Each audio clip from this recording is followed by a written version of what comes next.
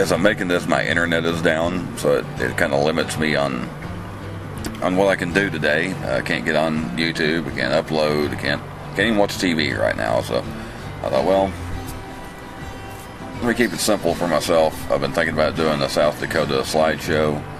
It's kind of a follow-up. I did one on my Kentucky trip here a while back. It was kind of inspired by the slideshows my uncle showed when I was a kid, and I thought, well, what better to do as a follow-up than the South Dakota trip, since it was one of my uncle's slideshows from his South Dakota trip that never made me want to go there in the first place. Well, let me go ahead and get started, because there's a lot of pictures here. I'll try and get to all of them. This is just driving through the panhandle of Texas. Takes a while just to get out of Texas going the way that I went. Took like half a day. And this, I think, is somewhere near Claude, Texas, maybe. Not even really sure, but that's the panhandle of Texas, and then eventually you get to the panhandle of Oklahoma, which looks just as deserted.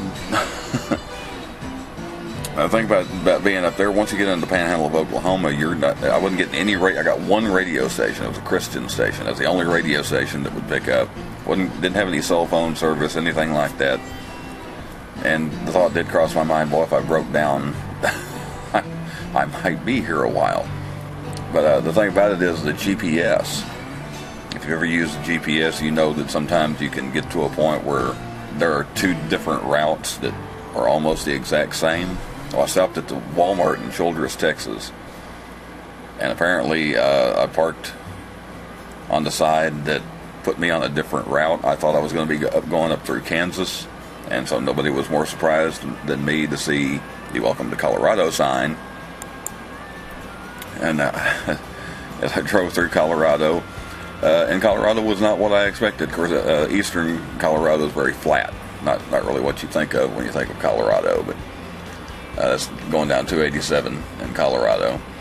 And as it turned out, it's a good thing the GPS put me on a different route, because where I was gonna go through Kansas, once I stopped, I found out that that whole route up through Kansas was just full of storms and tornadoes and everything else.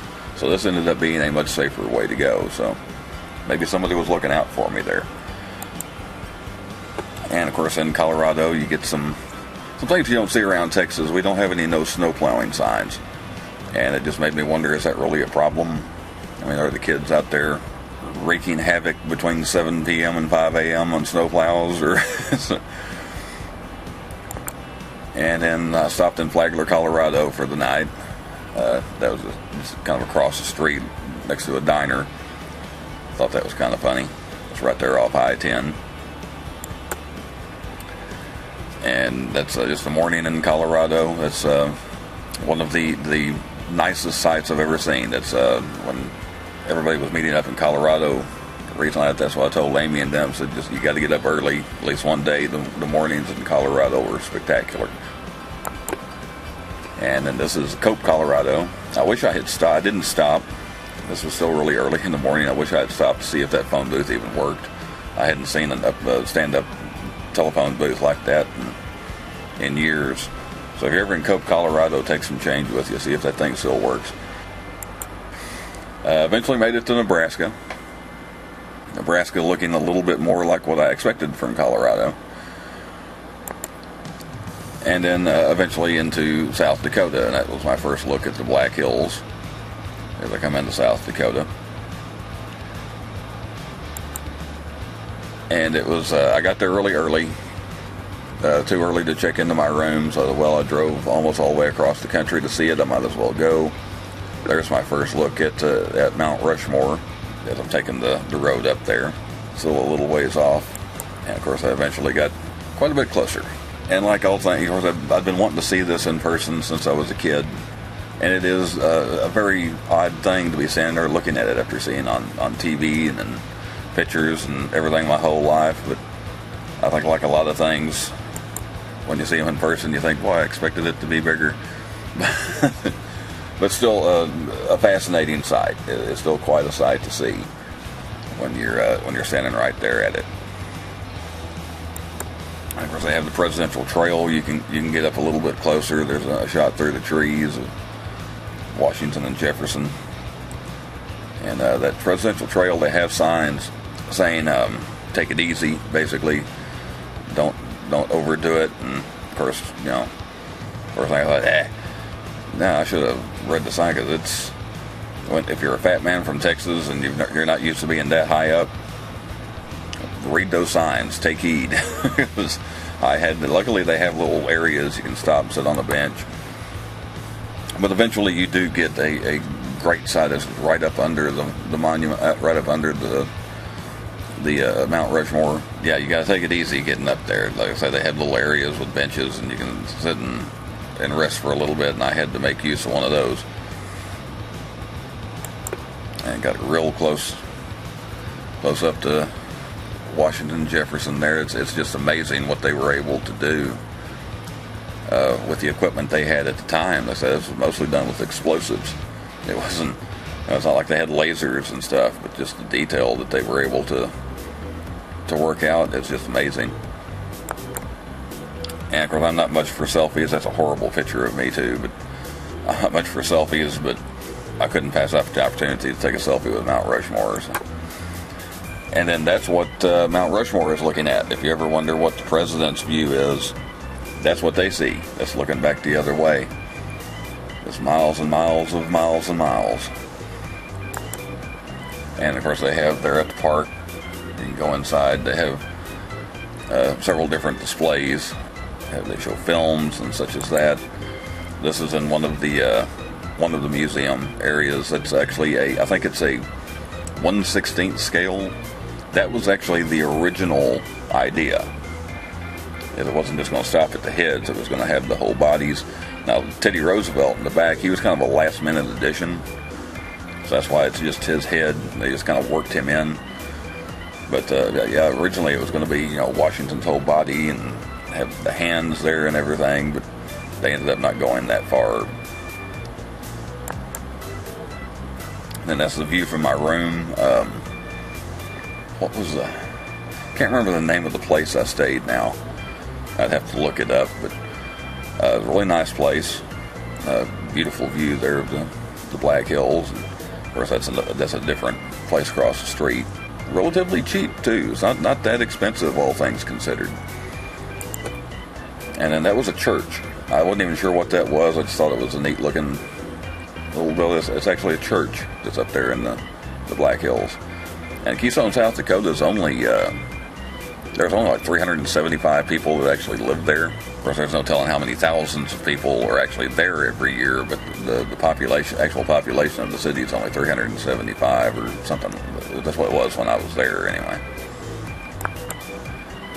And this is just right down from where I stayed. This guy that did woodwork, he did all of that with a chainsaw.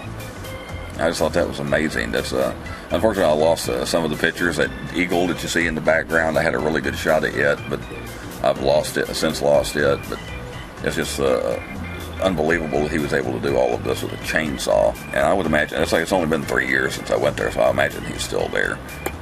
And I did get a shot of this eagle here. That's still pretty impressive. And he had the motorcycles and everything else there. And then a wax museum, the Presidential Wax Museum. That's the first time I'd been to a wax museum. It was pretty neat. Some of the likenesses were not that great. Some of them were frighteningly accurate. Like Harry Truman almost looked like he should just look up and start talking to you. And then other ones, like Reagan, it wasn't. The Reagan one wasn't great, but still very interesting. You have a little audio thing that you can listen to as you look at the different displays. It was pretty cool.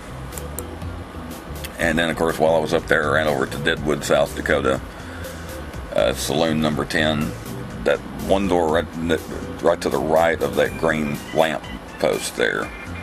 I believe that's the actual original saloon number 10.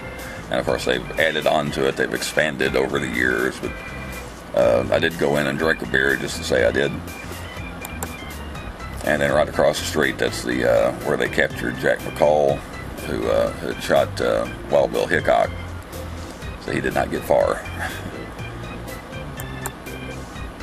And then that's the Fair Hotel. That is supposed to be one of the most haunted places in South Dakota.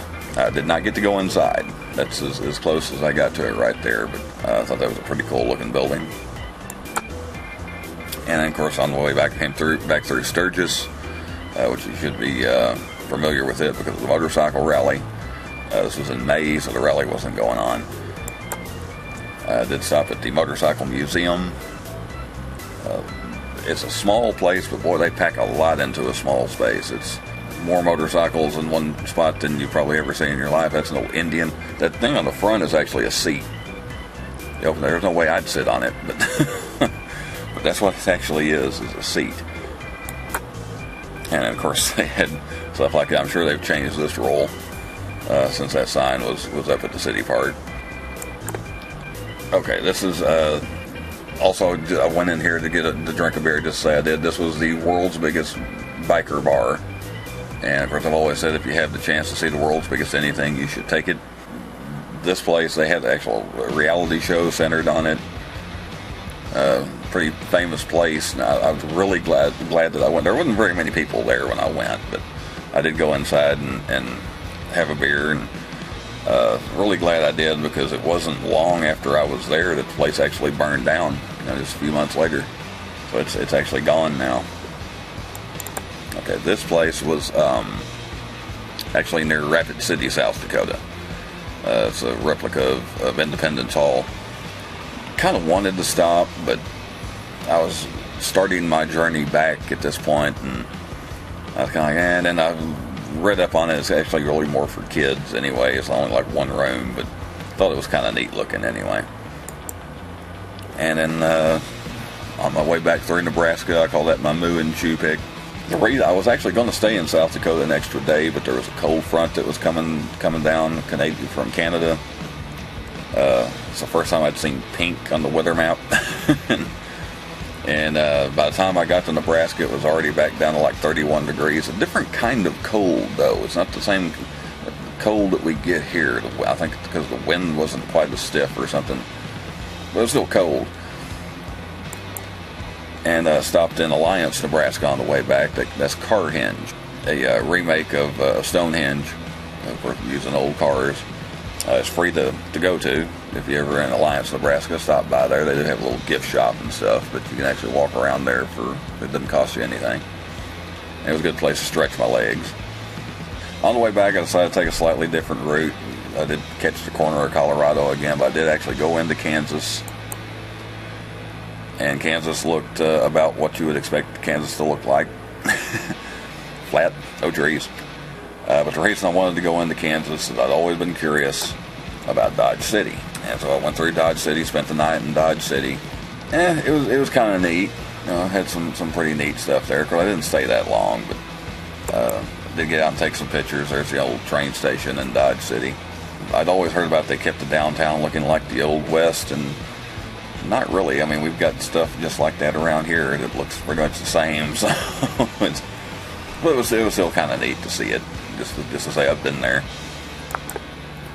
And then on the way back through, of course, through Oklahoma again, did get some storms there. Stayed ahead, barely staying ahead of a tornado that went through Frederick, Oklahoma.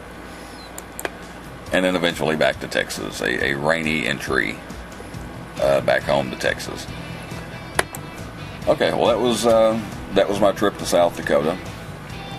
Like I said, that's something I'd been wanting to do since I was a kid. It only took me 40 years, but I finally got there. I recommend it. I actually went, I'm not much of a touristy kind of person, so it was probably best for me. I got there, I'd never been any place with a season before.